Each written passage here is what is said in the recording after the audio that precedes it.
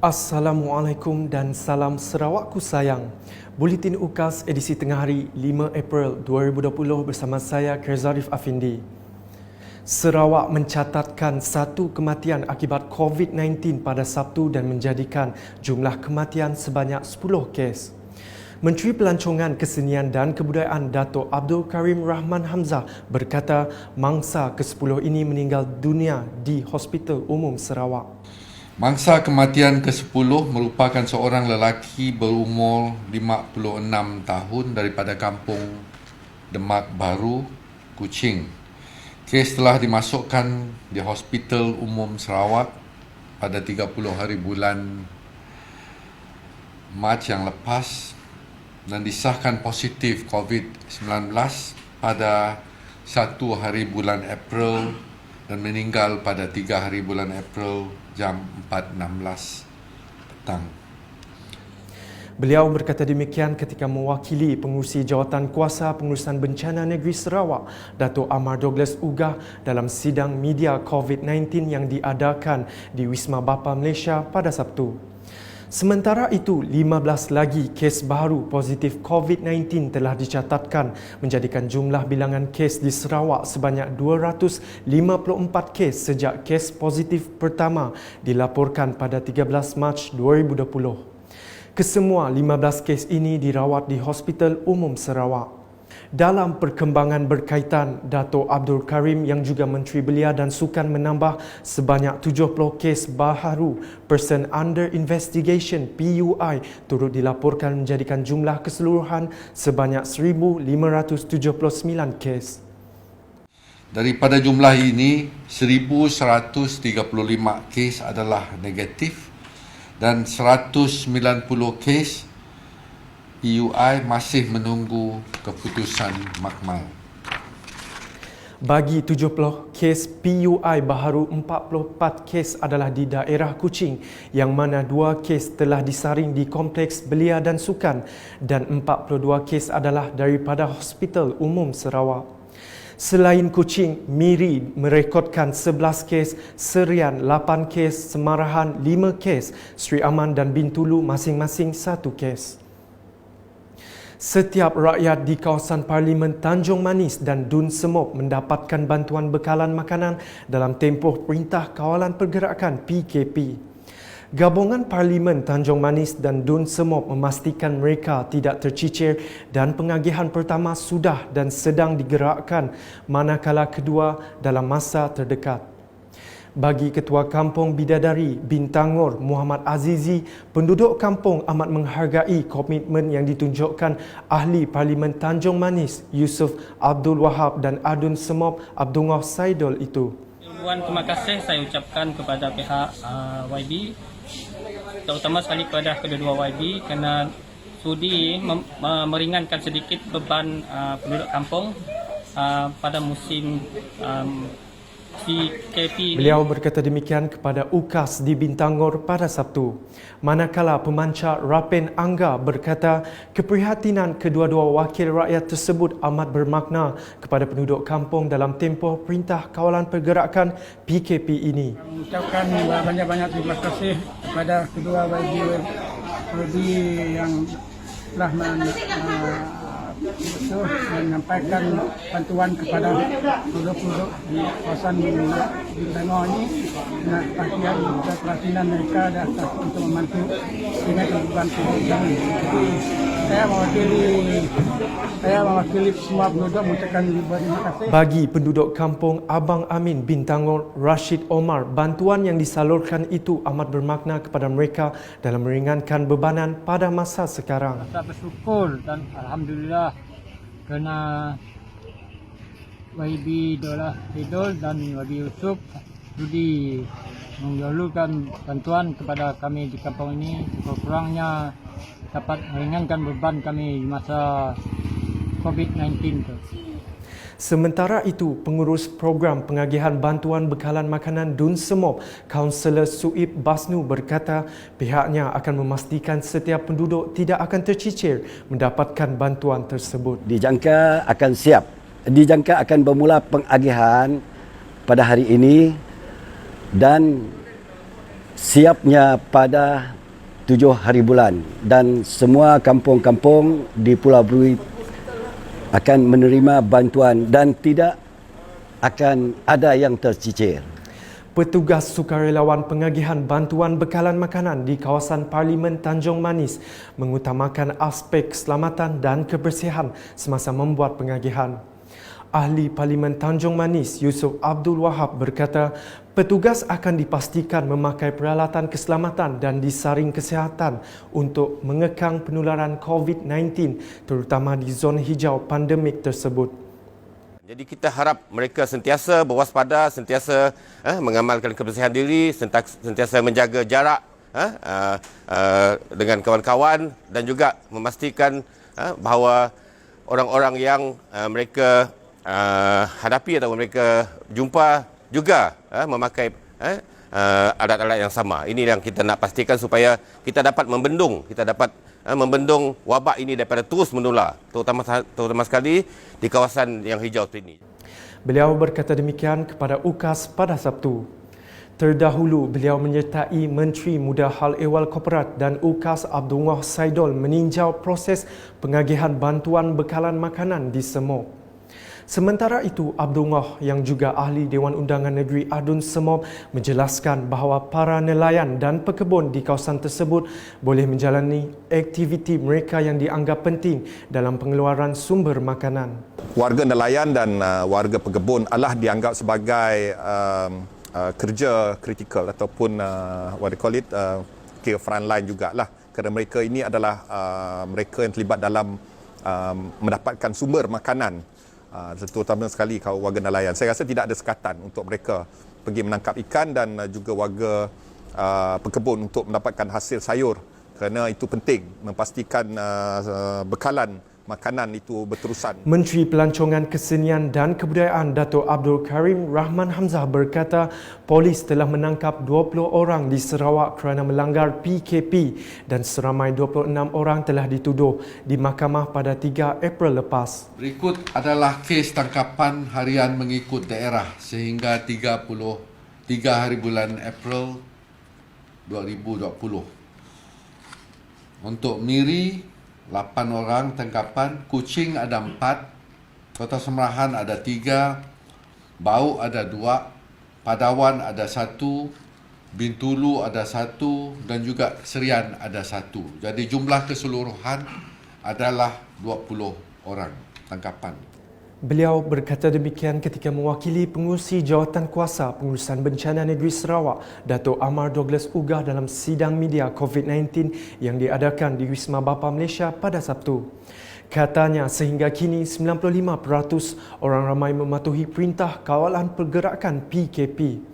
Bermula Ahad 5 April, semua rakyat Sarawak yang balik dari luar negara akan dikuarantin di pusat kuarantin yang telah disediakan di 3 bahagian iaitu Kuching, Bintulu dan Miri.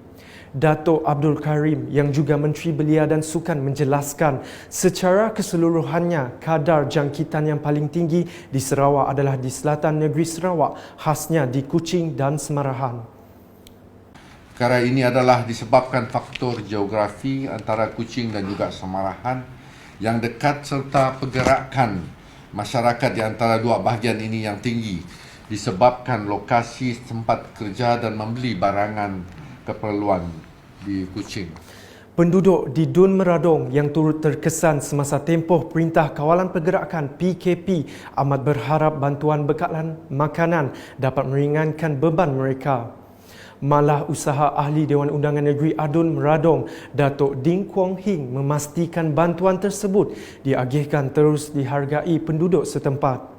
Bagi tuai rumah Inggol Sawin dari Batu Tujuh, Jalan KJD Bintangor menyifatkan bantuan tersebut amat bermakna kepada mereka berdepan dengan situasi sekarang. Saya terima kasih sebagai jadi Perintah Sarawak, adanya sebagai yang berhormat Datuk Ding Kuang Hing, sudah walaupun yang nak boleh datai bantu nya besar reti kami rakyat. Beliau berkata demikian kepada UKAS pada hari kedua pengagihan bantuan bekalan makanan di Dun Meradong Sabtu. Sementara itu, pemancar Agan Luat menyifatkan bantuan tersebut diagihkan kepada segenap rakyat di Dun Meradong dengan lancar dan tiada yang akan tercicir. Terima kasih kepada perintah JPS segar ya sudah memberi bantuan segar ke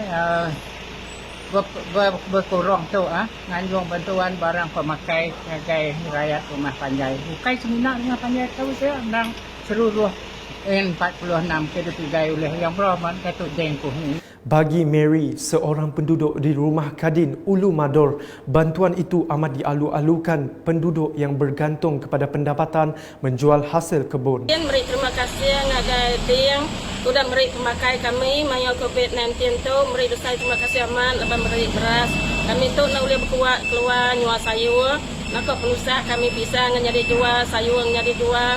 Beri terima kasih sudah beri beras, beri mie, beri macam-macam kain, beri terima kasih kepada yang kita.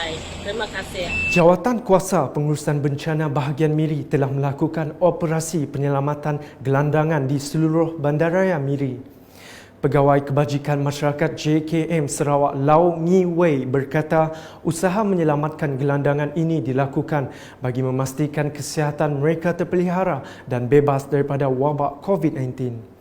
Menyelamatkan PDRM, JKM dengan rela. Ya, untuk saringan kesihatan everything dengan selepas ni KKM, ADK. Beliau berkata demikian selepas mengetuai operasi bersepadu penyelamatan gelandangan Miri pada Sabtu. Operasi bersepadu Jabatan Kebajikan Masyarakat Sarawak Bahagian Miri, PDRM Miri dan Rela Miri ini memberikan tumpuan kepada pencarian dan penyelamatan 14 gelandangan yang sudah dikenal pasti, termasuklah mana-mana gelandangan yang ditemui dalam operasi penyelamatan bersepadu ini. Tambah Lau lagi, kesemua gelandangan yang diselamatkan melakukan saringan kesihatan sebelum ditempatkan di Dewan PBSM Cawangan Miri. Saringan kesihatan dilakukan oleh pihak KKM dan AADK Miri. Semuanya ada masalah kesihatan mental ke apa, pihak hospital dari unit psikiatrik akan ambil. Pandangannya pun dari segi pun noya lah. Yang baiknya brief yang mana punya dapat dikontrol di situ by giving them medication, so they will be clear lah. But if mental health teruk akan dibawa ke hospital. Bantuan makanan kepada isi rumah di sekitar Dewan Undangan Negeri Dun Jemoreng mula diagihkan pada petang Sabtu. Menurut Wakil Pusat Khidmat Dun Jemoreng, Aini Latif, proses pembungkusan lebih 4,000 bungkusan makanan itu telah bermula sejak Jumaat. InsyaAllah, semua ketua isi rumah di kawasan N44 Jemoreng akan mendapat bantuan ini. Harap bersabar. Beliau berkata demikian ketika ditemui semasa proses pembungkusan di Dewan Suara Matu pada Sabtu. Sementara itu, Pegawai Daerah Matu Wan Hipni Wan Muhammad berharap penduduk yang belum menerima bantuan dapat bersabar sementara menanti stok makanan tiba. Diharap agar bahan-bahan makanan yang kita tempah dapat sampai pada masa yang telah ditetapkan. Menurutnya, inisiatif tersebut dijalankan menerusi kerjasama Pusat Khidmat Dun Jemoreng dan Jawatan Kuasa Bencana Daerah Matu. Program agihan bantuan prihatin masyarakat di kawasan Dewan Undangan Negeri Dun, Batu Danau diteruskan di beberapa lagi kawasan dan rumah panjang. Ahli Dewan Undangan Negeri Adun Batu Danau Paulus Palu Anak Gumbang berkata bantuan makanan ini merupakan sumbangan Pusat Khidmat Dun Batu Danau dan Pusat Khidmat Wakil Rakyat Parlimen Limbang. Dan hari ini kita mengedarkan 288 beg makanan untuk 288 ketua isi rumah yang berada di kawasan Kuala Medalam dan dengan rumah panjang sekitarnya. Dan hari ini yang rumah panjang yang terlibat ialah 9 buah rumah panjang iaitu di kalangan masyarakat Iban, Lun Bawang dan juga Tabun. Beliau berkata demikian semasa ditemui wartawan Buletin UKAS dalam agihan bantuan prihatin masyarakat Pusat Khidmat Wakil Rakyat Parlimen Limbang dan Pusat Khidmat Adun Batu Danau pada Jumaat.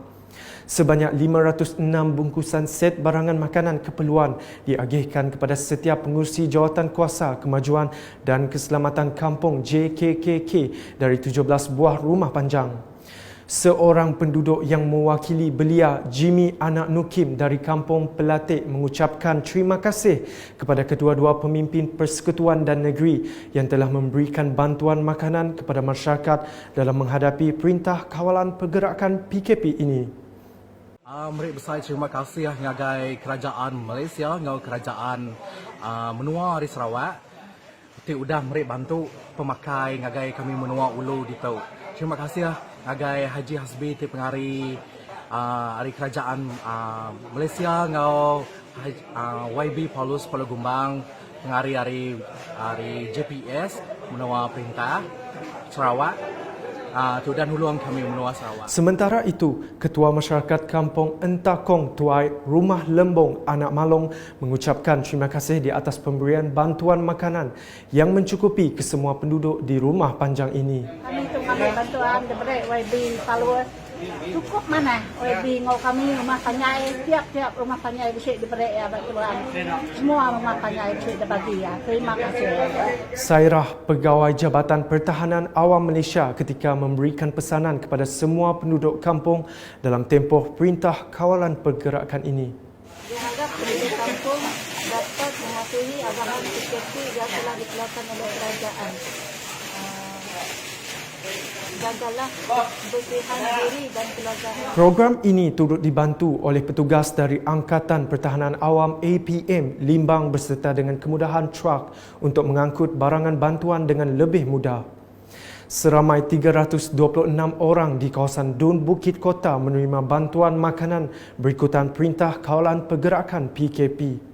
Ini termasuk 79 orang daripada zon Batang Sungai meliputi Kampung Pengkalan Rejap, Kampung Kelapa Mawar, Kampung Merajang dan Kampung Merambut dan 247 orang daripada zon Jalan Kubong yang meliputi Rumah Babai, Rumah Senggat, Rumah Imau dan Kampung Tegarai.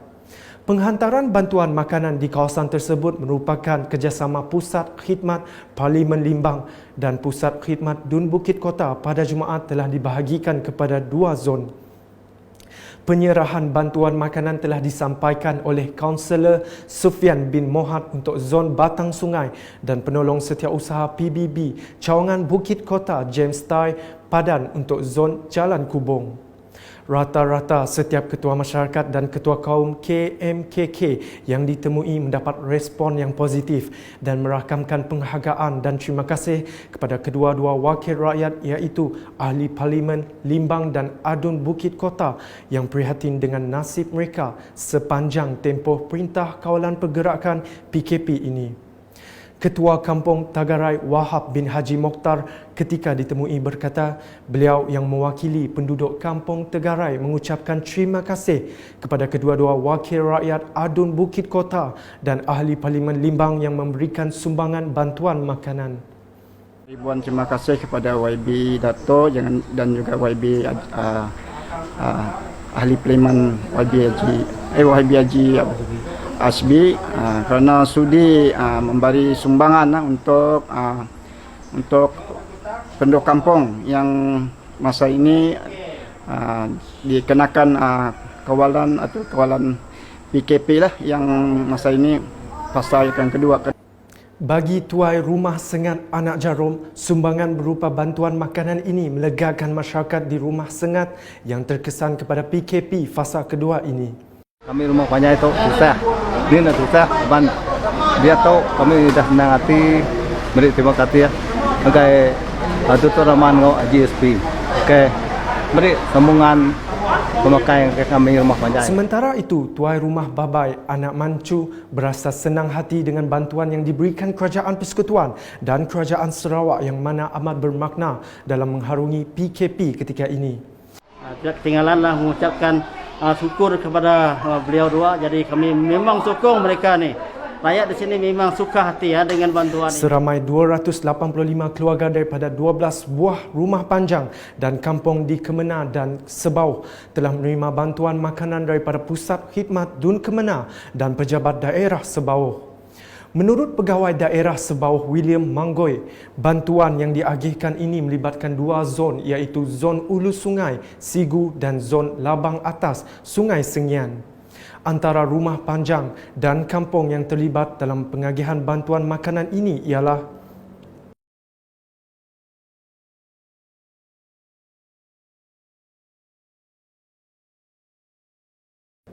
dalam pada itu, pengagihan bantuan bagi penduduk kawasan Sebauh yang tidak dapat balik ke rumah panjang akibat Perintah Kawalan Pergerakan PKP diagihkan kepada penerima di Bandar Bintulu. Sementara itu, bagi tuai rumah renang Anak Berita dari Rumah Panjang Renang, beliau mengucapkan terima kasih kepada Kerajaan Sarawak yang memberikan sumbangan bantuan makanan ini untuk rumah panjangnya. Terima kasih kepada kerajaan JPS mereka bantu sumbang ke PKP itu. Habis itu kami benung berbagi ke barang bapa rumah aku bisa 30 pintu. Setiap pintu nak ditinggal. Minyak pemerintah saya terima kasih kepada kerajaan JPS engkau Perintah Pusat. Sebelum mengakhiri buletin, saksikan video mengenai keluarga Makcik Kiah dan bagaimana COVID-19 merebak. Keluarga Makcik Kiah dan COVID-19. Ini Ayub, Rosna, Makcik Kiah, Gaya dan Siti. Situasinya begini. Ayub merupakan menantu Makcik Kiah yang baru pulang dari luar negara atas urusan kerja. Semasa tiba di lapangan terbang, Ayub telah diarahkan oleh pegawai kesihatan untuk terus kuarantin diri di rumah selama 14 hari sebagai langkah pencegahan COVID-19. Ayub mengabaikan arahan tersebut. Setibanya di rumah, Ayub memeluk anak dan isterinya, Rosna. Selepas 2 hari, Ayub mula mengalami batuk. Ayub, kes indeks. Rosna, jangkitan generasi pertama. Rosna kemudian menjumpa ibunya, Makcik Kiah, untuk memberikan barangan yang dibeli oleh Ayub dari luar negara. Mereka berinteraksi dengan rapat, bersalaman dan bersentuhan. Makcik Kiah, jangkitan generasi kedua. 3 hari selepas itu, Gaya, iaitu jiran Makcik Kiah, datang melawat Makcik Kiah yang sedang demam. Mereka berinteraksi dengan rapat dan bersentuhan sambil menggosok-gosok mata dan hidung. Gaya, jangkitan generasi ketiga. Gaya kemudian pergi ke pasar untuk membeli barang keperluan. Semasa di pasar, Gaya telah berjumpa dengan kawan baiknya, Siti. Mereka berinteraksi dengan rapat dan bersalaman. Siti merupakan seorang pengidap diabetes. Siti, jangkitan generasi keempat. Maka dalam situasi ini, keluarga Makcik Kiah tanpa sedar telah menjangkitkan COVID-19 kepada 4 generasi jangkitan, iaitu Ayub, Rosna, Makcik Kiah, Gaya dan juga Siti. COVID-19 mudah berjangkit dari individu ke individu lain. Golongan warga emas dan individu yang mempunyai penyakit kronik adalah lebih berisiko untuk mendapat jangkitan COVID-19 yang lebih serius, iaitu mengalami gejala dan komplikasi penyakit yang lebih teruk. Bagaimana kita boleh putuskan rantaian jangkitan ini? Ini langkahnya. Kuarantin diri di rumah selama 14 hari selepas pulang dari luar negara. Jarakkan diri 1 meter dari orang lain. Amalkan etika batuk dan bersin yang betul. Kerap cuci tangan menggunakan air dan sabun atau hand sanitizer. Disinfeksi permukaan yang kerap disentuh dan akhir sekali, pakai penutup mulut dan hidung jika bergejala. Bersama-sama, kita boleh putuskan rantaian jangkitan COVID-19.